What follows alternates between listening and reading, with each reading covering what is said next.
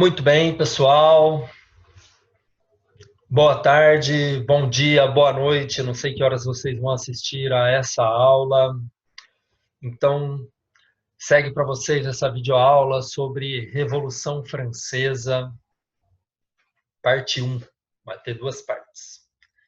Ao final da aula, eu vou propor para vocês uma atividade, para vocês entregarem lá no Google Sala de Aula, certo? Pois bem, começamos então a Revolução Francesa. Como vocês podem observar aí na tela de vocês, esse é um acontecimento do século XVIII, mais ou menos 10 anos de protestos, guerras, cabeças rolando,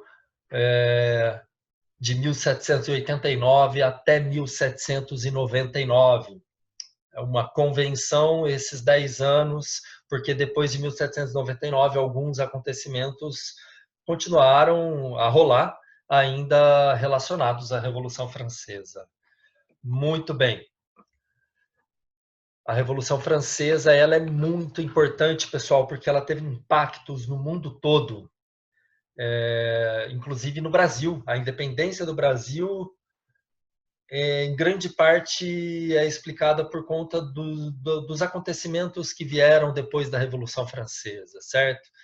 Então, tudo aquilo que nós estudamos sobre o absolutismo, aquele período em que os reis franceses eram extremamente franceses, ingleses, espanhóis, os reis europeus eram extremamente poderosos e que muitas pessoas acreditavam que o poder deles emanava de Deus. A Revolução Francesa coloca um fim nesse período do absolutismo, por isso ela é tão importante também. Beleza? A Revolução Francesa ela nós temos aí uma data que é considerada a data de início dessa revolução. Essa data é o 14 de julho. 14 de julho de 1789. E por quê? Nesse dia aconteceu um grande protesto que ficou conhecido como Tomada da Bastilha. Esse quadro que vocês estão vendo é uma representação que foi pintado no século XVIII, uma representação desse acontecimento, a tomada da Bastilha. A Bastilha era esse prédio grandão, essa fortaleza que vocês estão vendo aí nesse quadro, e ela era uma prisão. Era uma prisão onde se colocavam inimigos do rei. Era uma prisão, então ela representava o poder do rei, porque ali se colocavam principalmente pessoas importantes que por algum motivo discordavam do rei, né? Nobres importantes que o rei achou que deviam ser presos, né? Poucas pessoas estavam presas na Bastilha no dia 14 de julho, quando um protesto popular, esse foi um movimento do povo, trabalhadores, povo chegou na Bastilha querendo invadir, pegar as armas que estavam guardadas lá dentro. E fizeram isso, invadiram a Bastilha. O coitado do guarda que estava lá tomando conta acabou sendo assassinado, cortaram a cabeça dele, prenderam a cabeça dele numa lança e saíram pela rua com essa lança com uma cabeça na ponta, gritando palavras contra o rei. E esse é o acontecimento que marca o início da Revolução Francesa, a tomada da Bastilha, no dia 14 de julho de 1789. A Bastilha foi demolida, né? Depois que a população invadiu essa prisão, eles derrubaram tijolo por tijolo. Imagina só quantos tijolos, quanto tempo demorou. E sabe o que foi muito interessante? Esses tijolos foram usados pelas pessoas para construir suas casas, enfim. Mas por que aconteceu isso? Por que o povo francês, os trabalhadores franceses, quando eu falo povo, eu falo gente como a gente, né? Não eram pessoas fora da lei, eram trabalhadores.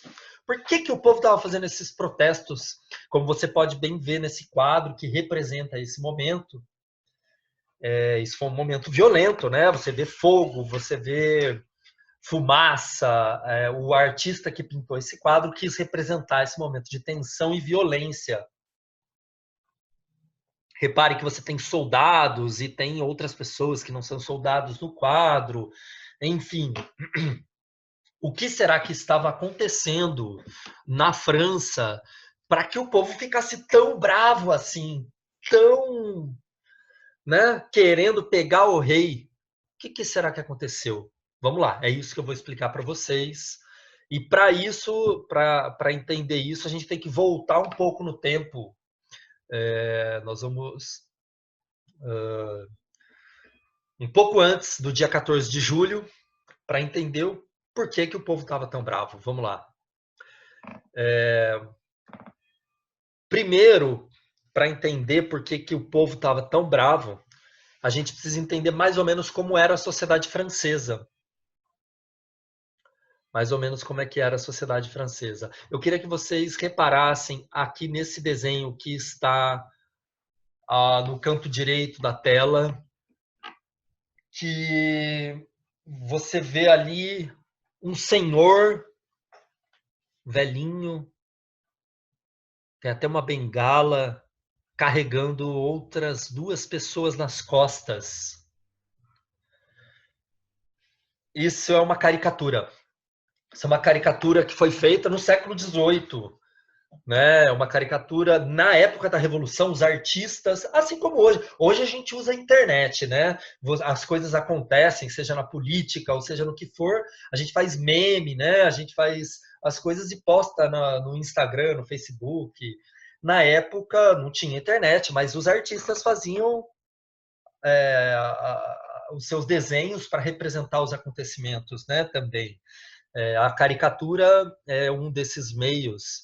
Então, esse desenho, essa caricatura que está aí na sua tela, que tem esse senhor carregando duas pessoas nas costas, representa a sociedade francesa. Esse senhor representa uma pessoa pobre. Uma pessoa pobre, e a gente sabe disso porque as roupas dele não são como as roupas dos nobres, como, por exemplo, uma dessas pessoas que está nas costas dele, né? E também porque ele é provavelmente um trabalhador do campo. A gente sabe disso porque tem animais ali no chão acompanhando ele. Ele está carregando essas duas pessoas que estão nas costas dele. São um nobre, que é essa pessoa que está com uma espada na cintura e chapéu, e um membro da igreja, um clérigo, né? Um membro do clero. Então, veja o que representa carregar nas costas, né? É sustentar os outros, né? E a sociedade francesa era assim.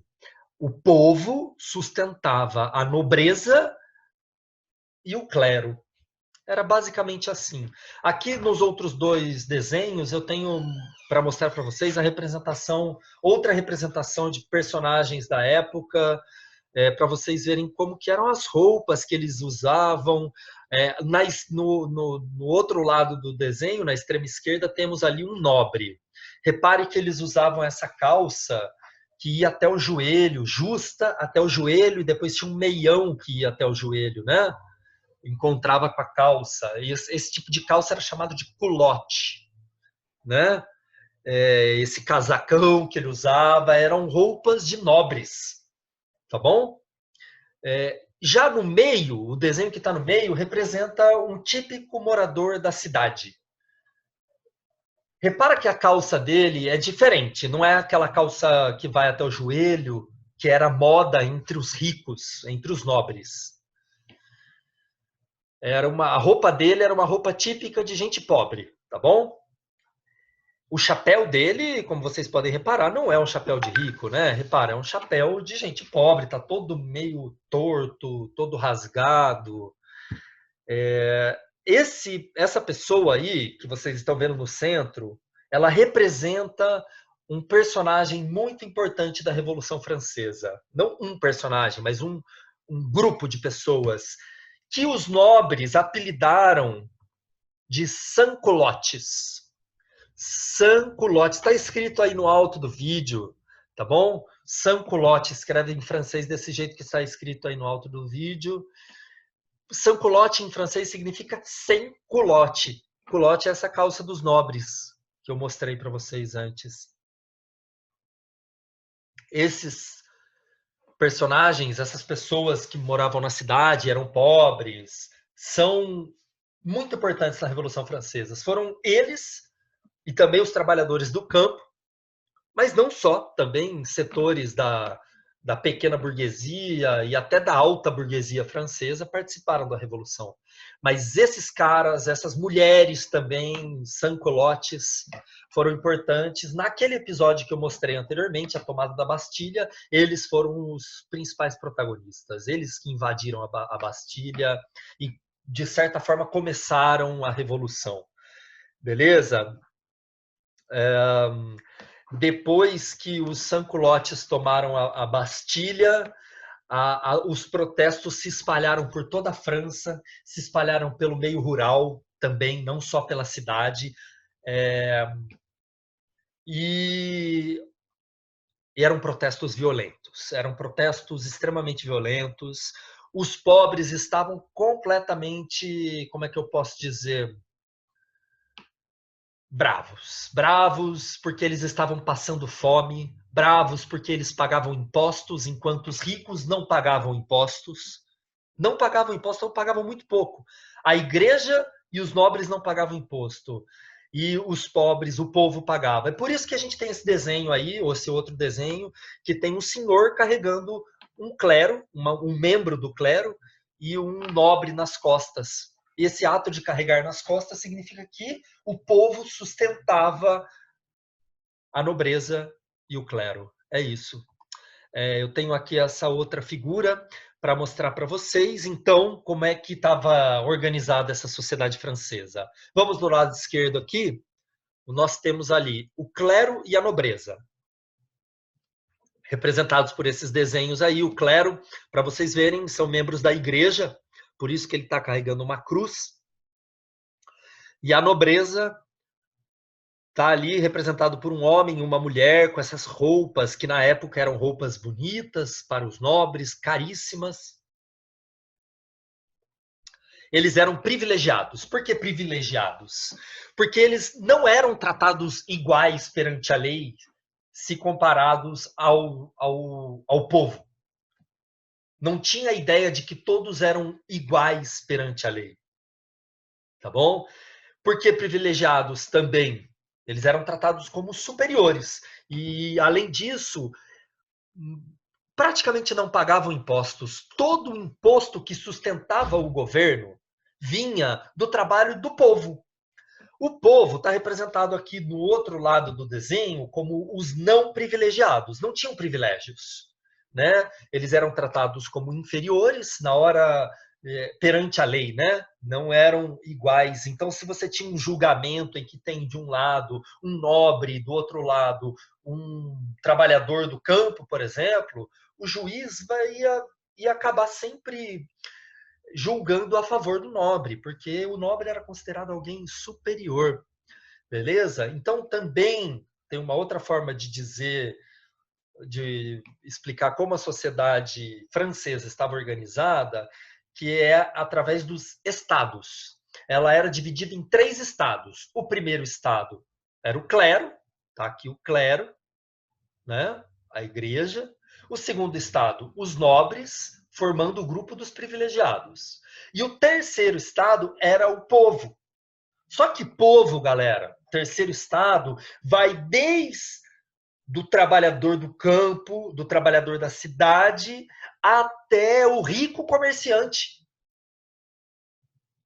Porque o que distingue a pessoa não é ter dinheiro, mas sim ter títulos ou de nobreza ou de clero, ou ser um barão, um duque, um, um conde, uma condessa, uma baronesa, ou ser um bispo, no caso dos membros do clero, tá bom? Então, dentro do povo ou do terceiro estado, tinha desde o mais pobre até o mais rico.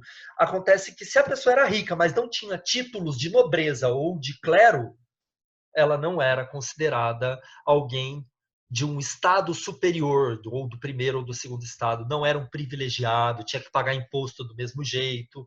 Então, quando fala terceiro estado, tem o povo trabalhador, tanto da cidade quanto do campo, e a burguesia. E aí também vamos entender uma coisa muito importante.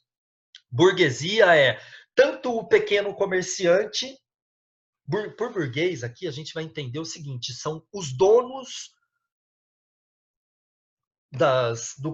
donos de comércio, donos de indústrias, tá bom? São os proprietários. Burgueses são proprietários. Muito bem. Tem tanto o pequeno comerciante, que a gente vai chamar de pequena burguesia, quanto a alta burguesia, que era formada por pessoas muito ricas, tá bom? Cada uma dessas pessoas, galera, cada uma dessas pessoas, vou voltar aqui. Estou me perdendo aqui. Cada uma dessas pessoas.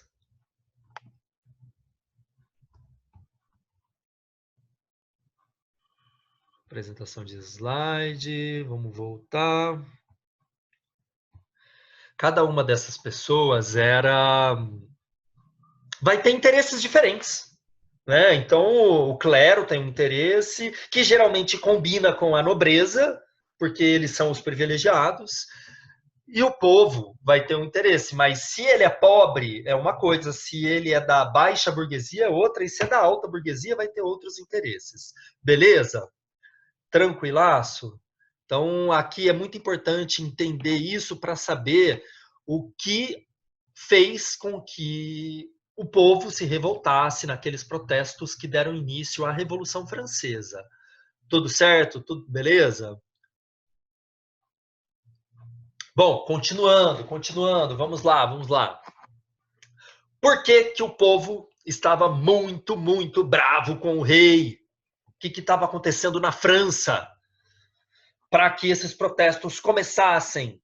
Para que o povo invadisse a Bastilha e quisesse até derrubar o rei? O que que aconteceu? Primeiro motivo,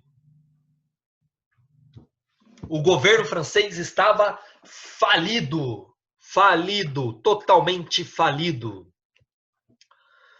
Por que que o governo francês estava falido? Estava sem grana, muito bem. Certo, vamos lá. E o que que isso tem a ver? Primeiro motivo do governo francês estar falido. O rei, na época, era o Luís XVI. Luís XVI, ele era neto do Luís XIV. E daí, professor, grande coisa é que o Luís XIV eu mostrei para vocês. O Luís XIV era o Rei Sol. Ele se auto-intitulou Rei Sol, porque ele era tão poderoso, mas tão poderoso, que ele decidiu dar o título para ele de Sol. Né? Ele se achava no centro do mundo, centro do universo. Muito bem. Eu mostrei para vocês o palácio que ele construiu, o Palácio de Versalhes. Então, esse era o avô do Luís XVI, o rei desse momento que a gente está falando da França. Ele pegou o governo da França falido por 3 motivos que eu vou explicar para vocês aqui. Ó. Primeiro motivo, gasto excessivo nas cortes do Palácio de Versalhes, na corte, né? Lembra o Palácio de Versalhes que eu mostrei para vocês? Pois bem, lembra que eu falei que aquele palácio, imagina quanto custava para o governo francês sustentar tudo aquele palácio e todas as pessoas que iam viver dentro daquele palácio. Lembra que os reis colocaram a nobreza, a maior parte da nobreza, para viver dentro desse palácio, né? Colocaram a nobreza para viver lá exatamente para conseguir para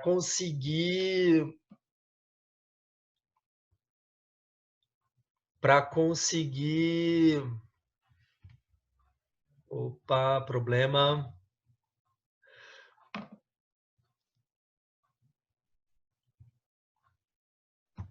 Voltando aqui, agora sim. Colocou a nobreza para viver dentro do palácio para conseguir controlar os nobres, para dizer para os nobres que quem era importante era o rei. Tranquilo? Agora imagina quanto custava isso para o governo. Da onde vem o dinheiro do governo? Dos impostos, né, galerinha? Dos impostos. Beleza? Segundo motivo para o governo francês estar falido, completamente falido.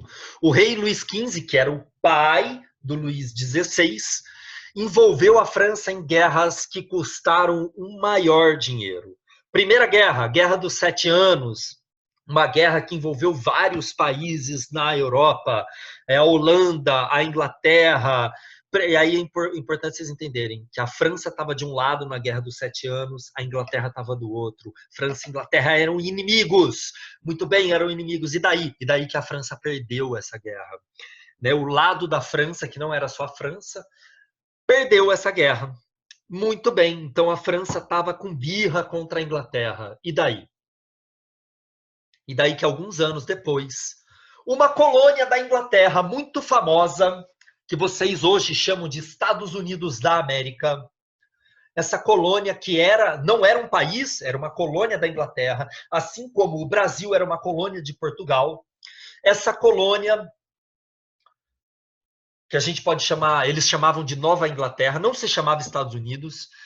Essa colônia, que não era uma, eram 13 colônias, eram 13 pedaços que depois se uniram nesse país, por isso que ele se chama Estados Unidos da América, são vários estados que se uniram para formar um país. Essa colônia ficou independente, ela começou uma guerra contra a Inglaterra para se separar da Inglaterra. Foi o primeiro país a ficar independente. Lembra que toda a América era colônia de países europeus, né? O exemplo é o Brasil era colônia de Portugal, a Argentina, o Uruguai, o Paraguai, o Peru, a Bolívia, a Colômbia, era tudo colônia da Espanha, né? E os Estados Unidos era colônia da Inglaterra. A primeira colônia a se separar dos países europeus foi os Estados Unidos. E daí, professor, grande coisa, o que isso tem a ver com a Revolução Francesa? Tem a ver pelo seguinte: a França não estava com birra contra a Inglaterra por causa de ter perdido na Guerra dos Sete Anos. Então, a França, quando os Estados Unidos começam a guerra contra a Inglaterra para se separar, a França decide enviar apoio para os Estados Unidos para se vingar da Inglaterra. Esse apoio custa dinheiro, né, gente? Tem que mandar soldado, tem que mandar armas, tem que mandar suprimentos, tem que enviar navios. Tudo isso custa muito dinheiro. E isso vai fazendo, então, aos poucos, o governo francês ficar endividado. Essa é a situação que o rei Luís XVI pega a França.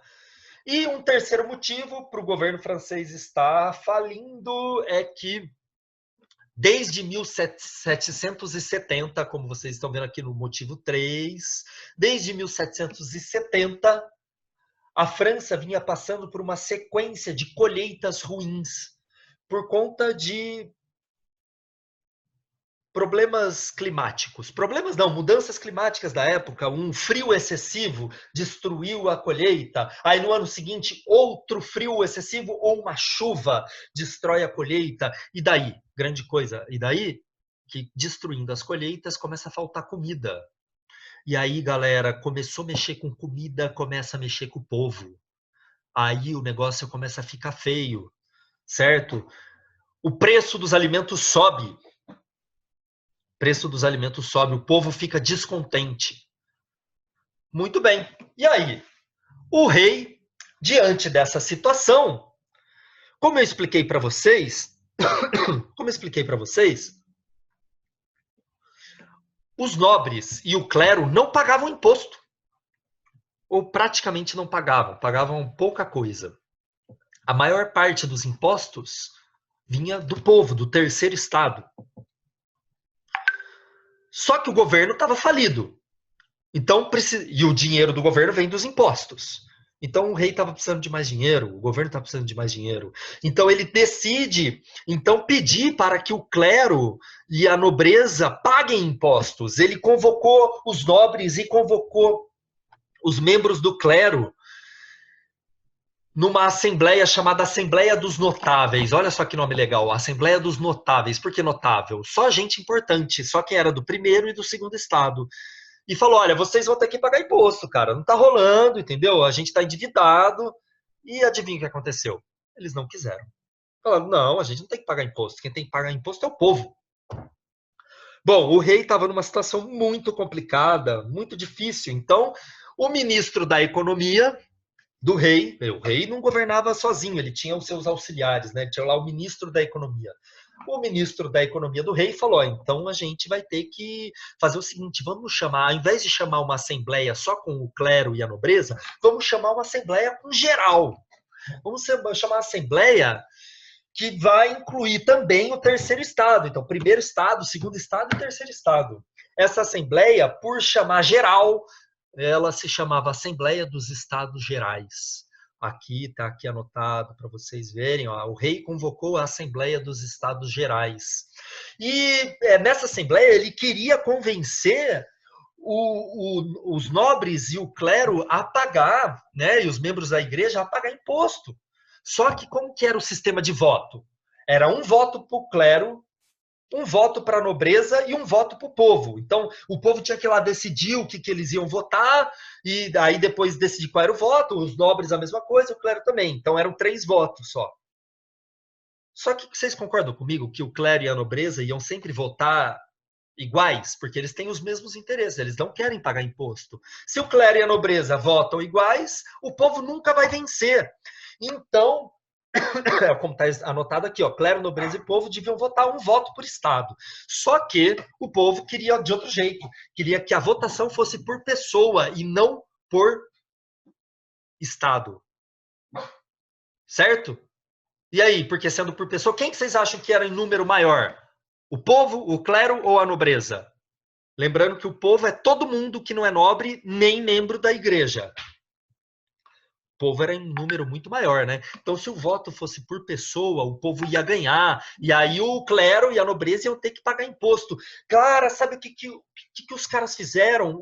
Os membros do clero e os membros da nobreza foram embora. Falaram, se for desse jeito, a gente não quer saber. Se for desse jeito, eu não quero saber. E foram embora, e largaram a assembleia. O povo... Aí o rei falou, não, tá tudo suspenso, vamos parar com isso. E o povo não aceitou. O povo não aceitou porque o povo já estava extremamente descontente, estava passando fome. O povo estava passando fome. Conta a história que a rainha se chamava Maria Antonieta. Chegou nela a notícia de que o povo estava com fome. Chegou nela a notícia de que o povo não tem pão, rainha. E ela disse, se não tem pão, que comam brioches. Brioches é um tipo de pãozinho francês. Então ela não entendia o que isso demonstra. Essa Filó, fica quieta, minha cachorra está aqui latindo. O que essa frase da rainha quer dizer? Que ela não sabia de nada da vida do povo. Era isso. Beleza? É isso que quer dizer essa frase.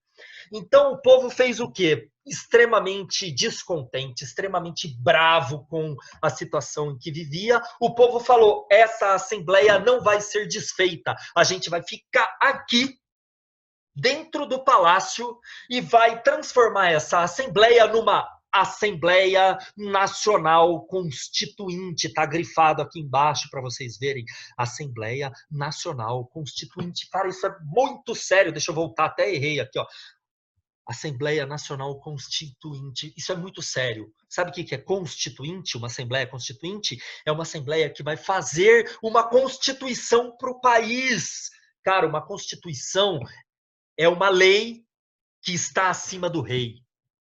O rei vai ter que obedecer à lei. O rei e todo mundo, clero, nobres, rei, todo mundo vai ter que obedecer à lei, à Constituição. No Brasil é assim, cara, tem uma Constituição. Ninguém está acima da Constituição, nem o Bolsonaro, nem o Sérgio Moro, ninguém está acima da Constituição. A Constituição é a lei máxima do país. E isso serve para que ninguém se torne absolutista, como eram os reis da época. Lembram do absolutismo? Então, a Assembleia Nacional Constituinte foi criada pelo povo que ficou lá na reunião, não saiu e decidiu criar essa Constituição. E falou para o rei: rei, é o seguinte, o bicho pegou para o seu lado, agora você vai ter que obedecer a nossa lei, a nossa Constituição. Então a gente fala aqui que a soberania, aqui ó, grifado aqui embaixo da tela, a soberania nacional começa a se impor sobre a monarquia absolutista. Soberania nacional é o direito da nação dizer quais são as leis. O próprio povo da nação. Soberania significa o direito de um povo estabelecer quais são as suas próprias regras, as suas próprias leis. Soberania nacional começa a se impor sobre a monarquia absolutista. Monarquia absolutista, aquele poder absoluto do rei, começa a perder poder porque vai ter que obedecer a uma constituição. Beleza, galera? Muito bem, tudo certo, maravilha. Olha só, e quais foram essas leis? Então, o rei, aconteceu o seguinte, galera, o rei teve que obedecer, ele não teve saída. Ele teve simplesmente que acatar, porque ele percebeu que o povo estava realmente falando sério. Ele por dia, ele estava com medo, né? Ele estava com medo. Então, primeira regra, a Assembleia Nacional acabou com as obrigações servis. Obrigações servis era uma série de leis que diziam que o trabalhador do campo não era livre. O trabalhador do campo, ele era, não era bem escravo, mas ele era alguém que não tinha liberdade. Ele não podia simplesmente mudar de lugar, por exemplo. Se o dono da terra não permitisse, ele não podia, ele tinha que ficar lá. E ele tinha que pagar impostos para o dono da terra, necessariamente. Ele tinha que trabalhar nas terras do proprietário da terra uma, duas vezes por semana. Então a Assembleia Nacional acabou com as obrigações servis. A gente está vendo aqui o princípio da liberdade sendo colocado em prática.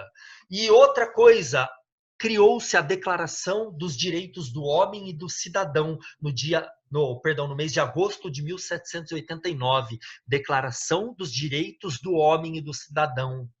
Repare, todos os homens, essa declaração dos direitos dizia que todos os homens têm direito à liberdade, à propriedade e à igualdade perante a lei. Então, além do princípio da liberdade, começa a ser colocado em prática o princípio da igualdade. Liberdade, igualdade e fraternidade eram os lemas dos revolucionários franceses.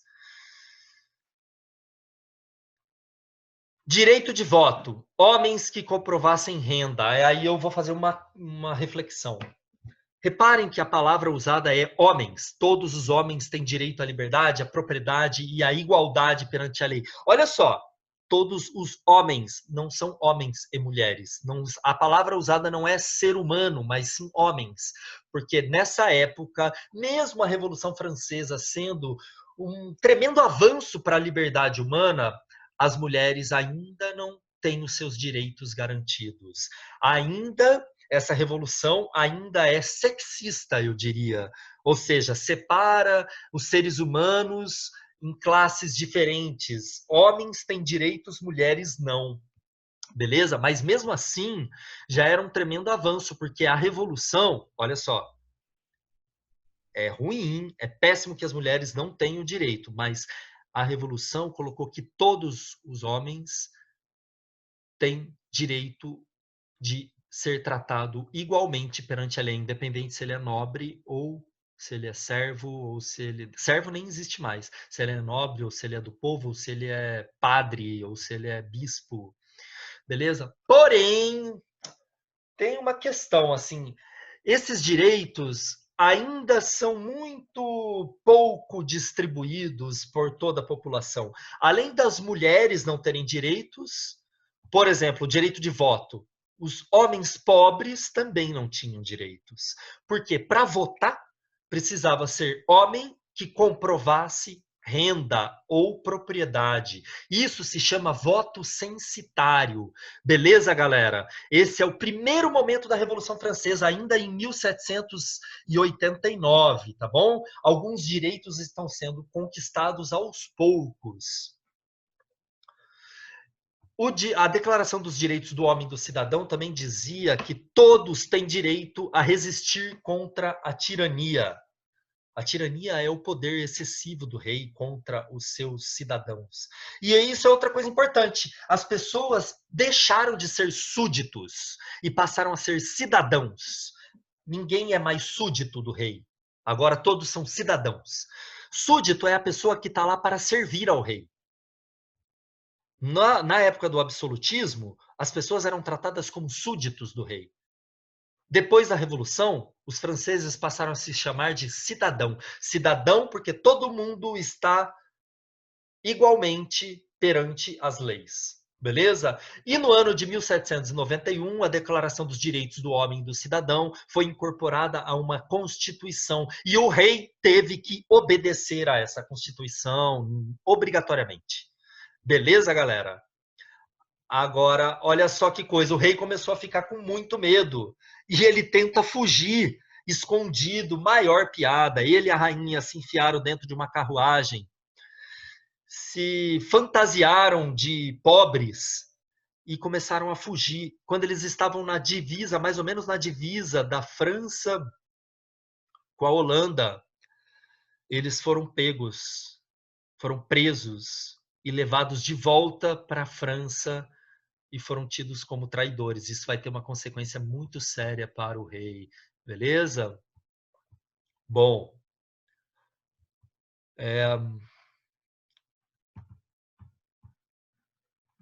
deixa eu tentar voltar.